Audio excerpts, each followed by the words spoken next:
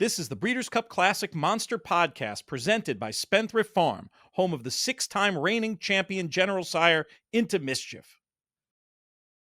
Hello and welcome to one of my favorite shows that we do all year long, Breeders' Cup Monster Pods. We'll have different guests to talk about each of the Breeders' Cup races, and we're going to kick off with the one that I'm the most excited about, and I imagine many others out there are the most excited about. Peter Thomas Fornatal back with you in the Brooklyn Bunker once again for the In the Money Media YouTube channel and the In the Money Media Players Podcast. We welcome back two men who were kind enough to spend time with us on a recent video. We're going to go a little bit deeper into the classic now with Jerry Bailey and Randy Moss. Boys, everything still good?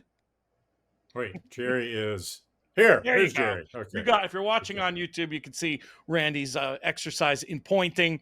We talked about the principles of this race in the other video, obviously horses that you wanted to see. This time, I wanted to get a little bit more granular on the race. Randy, you talked about this as a race where you think an exacta might be the right play. And the two horses you mentioned, I was very surprised in the international betting at first at how differently priced these horses were. Sovereignty, I think, is pretty much recognized now. This is going to be a sizable favorite, but to see him as short as 6-4, 3-2 in our prices internationally, whereas a runner like Fierceness as high as 7-1, is that too much between these two given the pace scenario we're looking at in the Breeders' Cup Classic? I'm not sure the international odds makers go so deep as to factor in pace scenarios. But yes, I think the pace scenario should change the relationship on the board between Sovereignty and Fierceness. Look, the only Achilles heel at all that I can see with Sovereignty here is the short stretch at Del Mar. And I think horse players can go a little overboard on long stretch versus short stretch, but it's still there, right? The stretch at Del Mar is a slightly more than a football field shorter than Sovereignty ran over in the Kentucky Derby. It's about 75 yards shorter than Sovereignty ran at Saratoga in the Belmont Stakes, in the Jim Dandy, and in the Travers. Now, Jerry would be the first one to tell you that when you have a horse that's adaptable, that's willing to do it and can handle it okay, riders can compensate for that by putting their horses into the race a little bit earlier around the second turn. We saw that last year with Sierra Leone. He was much closer at about the 3/8 pole and the 5/16 pole than you would normally see Sierra Leone. And that's because they wanted him there because of the short stretch at Del Mar. And that helped him, as did the extremely fast early pace. But if Fierceness gets away on an easy early lead, I think there's a possibility that Coolmore enters a rabbit. Contrary thinking, they entered for the Whitney. I don't know if he's still around, but to run with Fierceness, to keep Fierceness from just, as they say, walking the dog on the front end. But in the absence of any of that, Fierceness looks like he could easily control the pace in here. And with a 918-foot stretch at Del Mar, that would give him an advantage over Sovereignty. How does that work? Advantage. How does that work, Jerry, when you're in the saddle and you've got this short stretch? Is it exactly as Randy described? You just have to put your horse into the race a little bit earlier, or is there more to it than that? I would never put a horse into the race earlier. I might pick up a few lengths down the backside. I wouldn't want to completely change my horse's style, but as I mentioned earlier, Sovereignty's become more versatile, and he won at Gulfstream Park, which is a shorter stretch than Del Mar. It's 898 feet. So he can win. I mean, he won the Fountain of Youth on that. It surprised me watching it that day that he moved him up around the turn and had him in position, and he had no problem running down the competition. Now, the competition's way deeper in the Breeders' Cup Classic, but I also agree with Randy, his Fierceness. He's not able to control this pace, and he would be very difficult to run down because he won't be stopping. And he doesn't even really have to have things his own way. He just showed that in the Pacific Classic. I was astonished to see him almost make the gap, get shuffled back in amongst horses, and still just blow it open in the 5/16 pole and open up. He showed a different dimension and a different characteristic to me that day than I'd ever seen out of him before. So he is maturing and getting better. I think Randy's onto something with an exacta there, but it is so deep, this race, that if any horse doesn't run his best or any rider makes a tactical error, it could be the undoing. And Forever Young could win, Sierra Leone could win, Mindframe could win. Just journalism, I don't think's fast enough. I don't think Baeza is fast enough, but it's loaded. Look, and again, Pete, I do think that horse players can overemphasize the stretch length, right? Yeah. But I think Jerry would agree. If you look at Sovereignty's last 7 races, going back to the street sense at Churchill Downs as a 2-year-old, probably his 2 worst races were at Gulfstream Park, right? I mean, he wins the Fountain of Youth in a photo over River Thames, and then he loses to Tapan Street in the Florida Derby. So that was again on a short stretch racetrack. You could say that's a short stretch. You could also say it was early in the year and he has gotten much better since then. It's hard to really pin this down. It really is. It is. It is.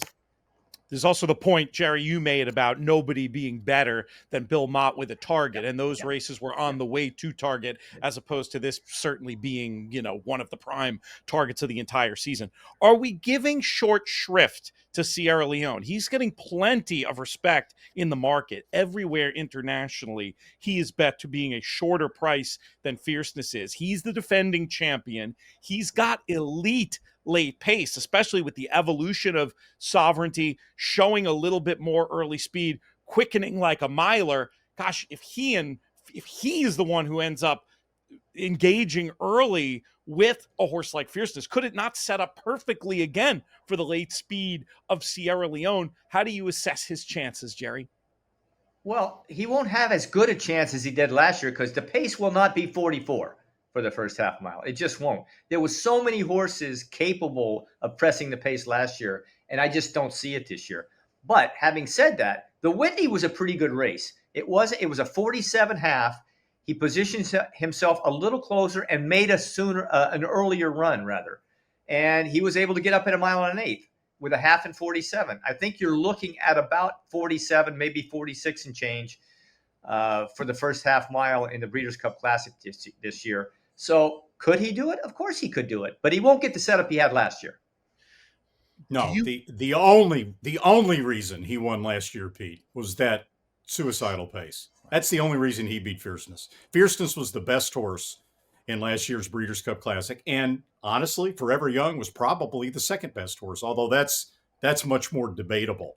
And by the way, for those who are handicapping, not that it matters a whole hell of a lot, but the pace of the Breeders' Cup Classic is wrong because it's timed by GPS. It was actually about 45 and 1 for the half and about between 109 and 4 and 110 flat for 6 furlongs. Still very fast. Randy is very generous to come on these shows, but he tells me I have to let him grind his axe from time to time. So we got to get a couple of shots in at GPS timing here. A dynasty in motion, reshaping the sport's greatest tradition, channeling the legends of his line and surpassing them. 4 of the last 6 Derby winners carry his genes. A Golden Son, a Horse of the Year. Another chapter written beneath those iconic spires. Derby dreams fulfilled for the titans of our industry. From authentic to sovereignty, a legacy both real and supreme. Into mischief. Let's talk about some of the runners down the field. This idea that journalism is a terrific horse, but not fast enough. That seems to be the one that you guys share from our earlier conversation about it. Does anything give either of you hope that he could step up as a late season 3-year-old and maybe have another gear and or be that horse coming late if the market principles engage too early? Well, I think he's going to run better than he has earlier this year. He's had some time off now, Pete. He's had a couple of months to catch his breath. I don't know that he can beat Fierceness, but he will be closer to Fierceness in the Classic than he was in the Pacific Classic because he's had some time off, and he needed some time off, I think. Right? Yeah. He's the one who danced every dance. What about you, Randy? Do you take him seriously? Yes. I mean, I take him seriously just because he's got so much determination. But I mean, let's face it, all spring and all summer long, we were wondering when the uber aggressive race schedule of journalism was going to catch up with him. And I think we saw it catch up with him in the Pacific Classic.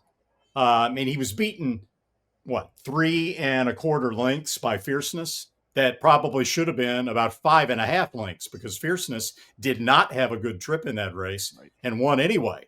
So Fierceness was actually more superior to journalism in the Pacific Classic than it appears to be on paper. Now, I'm a little skeptical that journalism can bounce back even with a little time off. It's a lot of dances that he's danced this year. But if he can, and for Christ's sakes, I've been wrong about him before multiple times, then he's right in the mix underneath Sovereignty. We talked a little bit about Forever Young, sort of in jest at the end of the 10 horses we want to watch video. Randy, you made an excellent point about being mildly concerned. I think I'm characterizing that correctly, that they took an easier prep route to the Classic this year. But can you argue that, maybe that means there's more room for improvement this time around? I don't know. I know on his best day, he can certainly give these horses a race, if not win outright. What price should Forever Young be? I'll ask it that way. What price should he be? I think he should probably be about 5 or 6 to 1. He'll be longer than that, I believe. But given all of the betting options in here, because this is such a deep field, and the fact that it's sort of out of sight, out of mind for Forever Young, who I think is number 6 or number 7 on the last Classic poll. If he's 6th betting choice in the Breeders' Cup Classic, what does that make him? 10 to 1, 12 to 1? That's what he is internationally. Yeah. And to me, knowing that if Forever Young can get back to the form that he showed in the Saudi Cup, 10 to 1, 12 to 1 is worth the risk. That's where the value comes in, because you know that it's there for Forever Young if he can get back to it.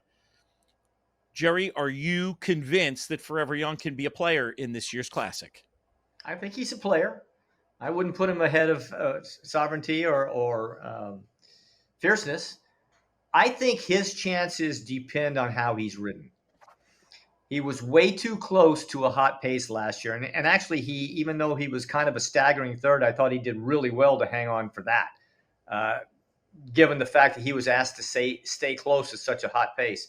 I think that I worry that the rider will overcompensate this year as to not get wrapped up in a hot pace and have Fierceness on, I won't say a long and easy lead, but having things maybe his own way and him being too far behind him. So the rider has to be very cognizant about the pace in this race. In a normal Breeders' Cup Classic, it would have been crazy to think of a horse who's run the speed figures that Mindframe has to have not come up in the conversation to this point, except once obliquely. It's so hard to evaluate coming out of the debacle in the Jockey Club Gold Cup. But how about this horse as one that might be able to get into the exacta, at least, if not win? This is a progressive 4-year-old coming on with very dirty form. You got to figure is going to be a 10-plus price in the race. Do you have any interest in him, Randy? Not really, Pete. Only because this race is so tough. I don't think he's quite as fast as some of the other horses in the race. I have mild concerns about the 1.25 miles for him. I think he might be a little bit better at a slightly shorter distance. But, I mean, here's a horse that you throw out his last race when he lost his rider, and he's been first or second in every one of his starts. And he's faced some pretty salty competition along the way. And even I know what you mean. He gives that impression that maybe not the 1.25 miles, but then I look at the PPs and see that Belmont in his 3rd career start. That's right. If he doesn't decide that he wants to go get a taco in the lane, he probably wins the race. So he's a tough one to evaluate. Where do you land on him, Jerry? All right, let's just go down this road just for a second. Let's say he wins. And everybody's going to say, well, where did that come from? You go back and look. Well, he's only had 2 races this year. He won the sprint race at Churchill, and he comes back and he wins the Stephen Foster, okay, and runs a career best. If he were able to run, if the rider didn't fall off, if he wasn't knocked sideways leaving the gate in the Gold Cup, what if he runs a 109 or 110 that day? What if he improves again in that race at 1.25 miles? We don't know. I mean, he just ran around the track without a jock. But if he had done that, and it's not out of the realm of possibility, that's quite possible he would have run a 109 or a 110 if he won. Then you say, all right, look, he's on the upswing. And he's definitely got a chance. So it depends on how you're looking at his training schedule, missing a race and having to come in here having not run since June. Really, because he didn't really run that day. No. It was the 5th jump out of the gate. He got knocked off and he just galloped around there. So I think if you're going to like Mindframe, then you believe Todd Pletcher will have him primo, super cherry on the training schedule coming into the Classic. Is there any way we can put a stopwatch on him in the Jockey Club Gold Cup and then modify his time by 0 pounds instead of 126? I don't know. Maybe it's a 110. We'll leave that to the computer modelers. I want to ask you guys about Baeza too. I've contended that if it wasn't such a good group of 3-year-olds this year, that this is one. We talked in the other video. We ran down to how blessed we've been to have so many good 3-year-olds in the past 10 years. Baeza strikes me as one who was probably good enough to win a Triple Crown race in one of the other years where we didn't have one of these special horses. But the thing that I think, if you want to build a case for him, it has to do with the hands he's in as much as anything else. John Sheriffs, who in an interview with Jonathan on this very network at one point, talked about, how he kind of lets horses train themselves at times. With that in mind, it makes sense that a horse like this could have bigger improvements later in the year as he starts to figure out life a bit more. I don't know. I'm tempted to try to get him somewhere underneath. I don't know that he can beat the best of these, but I was very curious to take your temperatures, at least on Baeza, who's just another really fun and interesting horse as far as I'm concerned. What do you think about him, Jerry? I think he's been catching up all year, and I think he's still catching up. When he was thrown into the Derby, and that was his acid test, I think he was behind the 8 ball. He really wasn't ready. He ran a credible race. He really did. He's run every race has been credible. But I think he's always been playing catch-up this year until he hit the Parks race, the Pennsylvania Derby, and that's not even close to the same field. Right. So then he runs a super race and he wins. But I still think now he's stepping back up against the very best of his generation and previous generations. And he's again trying to catch up. And I just don't think he's there yet. If he didn't have to run against sovereignty and journalism, he'd be coming into the Classic on a 6-race winning streak. I think he would have won Mage's Kentucky Derby. And honestly, I think he would have won last year's Kentucky Derby when Fierceness laid an egg, when Mystic Dan gets a golden trip, when Sierra Leone is lugging in badly and mugging Forever Young the length of the stretch. I think Baeza could have run by him all last year. And I agree with you, Pete. I think it's just unfortunate for the Baeza camp that he's landed in a year with so many, 2 outstanding 3-year-olds in sovereignty and journalism. Curious to know, Antiquarian we didn't talk about, but I think we sort of implied our opinion based on how we describe Mindframe and the Jockey Club Gold Cup. Curious though if him or anything else at a bigger price is worth bringing up at this stage in our Breeders' Cup Classic analysis. Of course, you're going to see much more from these guys week of on NBC and loads from me throughout on the In the Money media network. But wanted to give you guys a chance to pull in something else. Well, in my opinion, if you can find a prop somewhere, Antiquarian versus Sierra Leone, and you've got Sierra Leone as the shorter price in that prop as the defending champ in the Breeders' Cup Classic, I would bet on Antiquarian. Interesting. Horse for horse in that spot. Yeah, he beat him last time, beat him at 1.25 miles, and beat him straight up legit. And by the way, Sierra Leone was... No, Sierra Leone had to avoid the fallen horse. That's not a fair test for Sierra Leone, the Jockey Club Gold Cup. He had to avoid a rider falling in a little bit last time again. So look, any horse that's beaten by Phileas Fogg, I can't put seriously a chance to win. Maybe underneath somewhere, but I'm not going to go crazy on Antiquarian right now. Did I say he could win? No, I said a horse for horse prop between Antiquarian and Sierra Leone. It's an interesting idea. If only we lived in a civilized country where we had wagers like this, Randy. But hey, now I'm grinding my axe, so we're even. Maybe Jerry and I'll just bet $1 horse for horse. There you go. You go. That'll be one, because we've been asked to bet on every race by our host Ahmed Fareed, so that'll be one of them. Yeah, I do think Sierra we know he's dependent on things going right. And I do think being out of position, I think we'll see better from him. I think we'll see better from him in the Classic than we did in the Jockey Club Gold Cup. But the problem being all these amazing horses he's facing. A closing thought from either of you for this first of our Monster Pod videos? It's going to be a great Breeders' Cup. The Classic is as good as I can remember. Randy thinks 99. That's fair. 98. Yeah. 98. Yeah. That's fair. I can't argue. That was a great Classic, but it is one of the best ever.